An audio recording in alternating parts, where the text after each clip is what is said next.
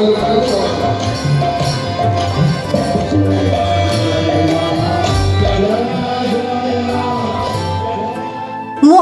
পাণ্ডু লোককলনীস্থিত শ্ৰী শ্ৰী লোকনাথ ব্ৰহ্মচাৰী বাবাৰ 137তম তিৰোধান স্মৰণ মহোৎসৱ।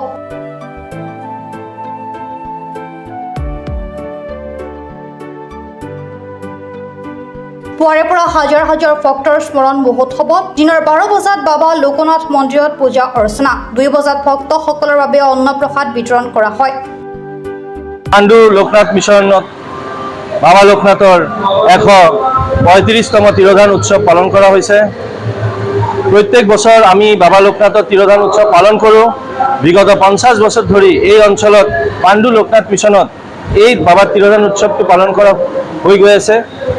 এই অঞ্চলৰ গ্ৰেটাৰ পাণ্ডু মালিগাঁৱৰ তথা গুৱাহাটীৰ বিভিন্ন জাগাৰ পৰা এই মন্দিৰত আহি ভক্তসকলে উপস্থিত হয়। 2 দিন এই কাৰ্যসূচী চলে আৰু আমাৰ মুখ্যমন্ত্ৰী ডক্টৰ হিমন্ত বিশ্ব শৰ্মাও এই মন্দিৰৰ বাবে যথেষ্ট ডেভেলপমেণ্টেল কাম কৰিছে।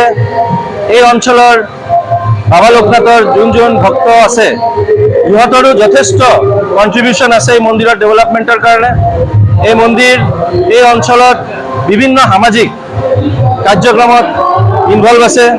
হেল্থ কেম্পে কওক, খাদ্য বিতৰণে কওক, বস্ত্ৰ বিতৰণে কওক, এই উৎসৱৰ মাধ্যমত এইটো চলি থাকে আৰু আগন্তুক বছৰতো আমি এনেকুৱা চলাই থাকিম। এই মন্দিৰত এইটো আজিৰ প্ৰগ্ৰামটো এইটো 50 বছৰ ক্ৰছ কৰিছে। আমি আশা কৰিছোঁ আমাৰ অহা জেনেৰেশ্যনো এনেকুৱা এই অঞ্চলত এই প্ৰগ্ৰামটো চলাই থাকিব। গুৱাহাটীৰ পৰা পূজা দাসৰ ৰিপৰ্ট, প্ৰাত টাইম ডিজিটেল। শদিয়াৰ পৰা ধুবুৰীলৈ, বৰাকৰ পৰা ব্ৰহ্মপুত্ৰলৈ সকলোৰে মাজত চিনাকি এটা নাম প্ৰাতঃ টাইম। থলুৱা ভাষা, কৃষ্টি আৰু সত্য বাতৰিৰ আধাৰত প্ৰতিষ্ঠিত খবৰ প্ৰাতঃ টাইমৰ প্ৰতিটো বা বাতৰি পুংখানুপুংখভাৱে চাবলৈ Facebook, YouTube, website, Twitter, Instagram আৰু ব্লগাৰ পেজত লাইক আৰু ফ'ল' কৰক। ধন্যবাদ। অসমৰ সংবাদ জগতখনৰ বাবে এক সুখবৰ।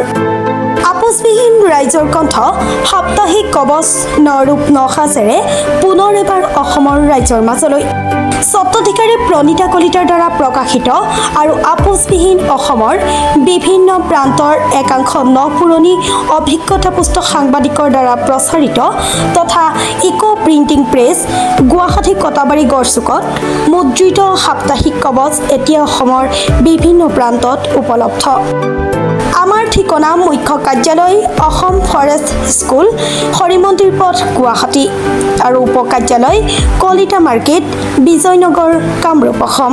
মোবাইল নম্বৰ হৈছে 9435114666 অথবা 9864084600 আৰু আমাৰ ইমেইল আইডি হৈছে kobos2025@gmail.com।